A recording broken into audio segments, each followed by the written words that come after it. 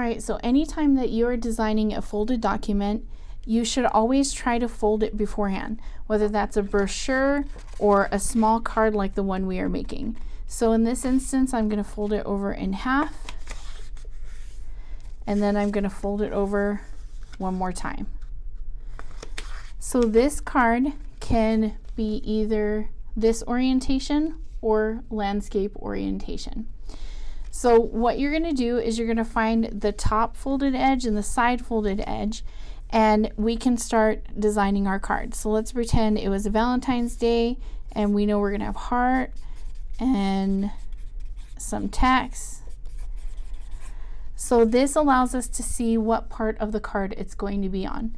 If we then open it up, we're going to put a cute message or whatever the message requires for this card, and then we're going to leave space for people to sign.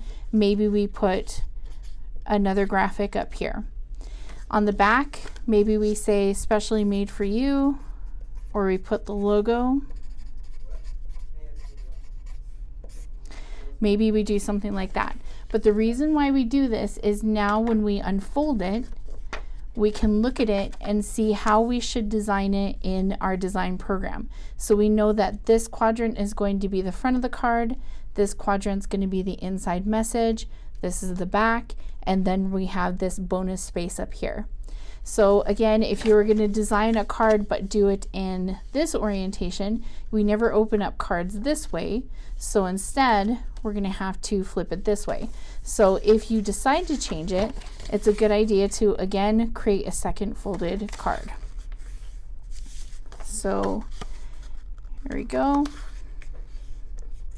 And maybe this one is an invitation. So I'm going to look at this one and see which way we are going to open it and make sure that the folded edge is on the top and on the left.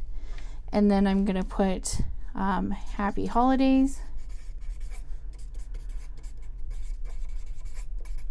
And here's the saying or the message.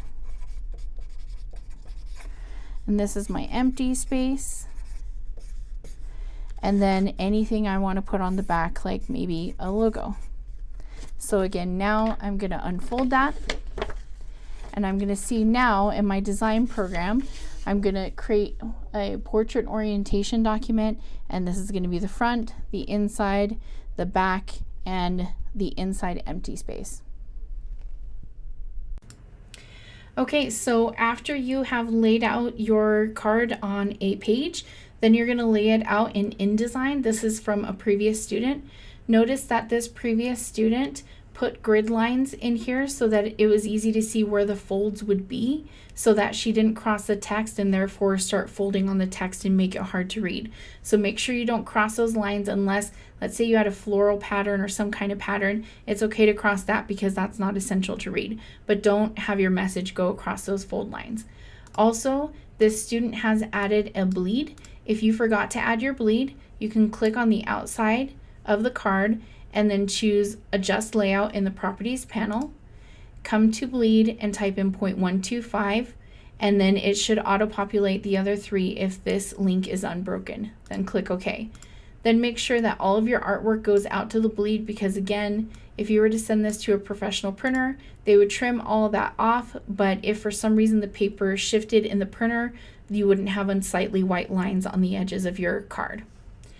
So you also don't have to make this super complex. It needs to be well designed, but you don't have to put something on the back. You don't have to put something in the inside empty space, and you can keep your messaging simple.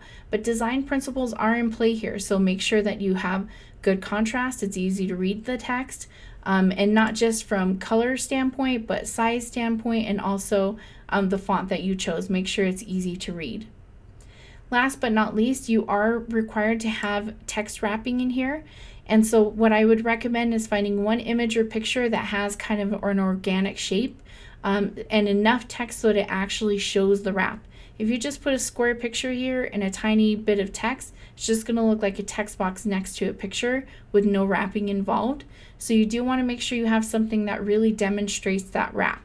Even if it's something as basic as adding an ellipse frame tool and then popping a picture in here, and then once you have that picture in, having text wrap around that picture. That's absolutely okay.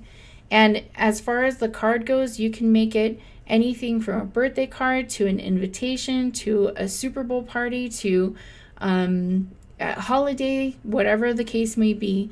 You just want to make sure it's not too personal that you can't reuse it or send it to a group of people. Well, actually, I'm going to change my mind. If you wanted to create one card from you to a loved one, that's totally okay with me. But just make sure that it is appropriate, because I've gotten some cards that are not appropriate. So, all right, that should be it for this project. I hope you have fun with it and you learn a lot with the design tools in this lesson.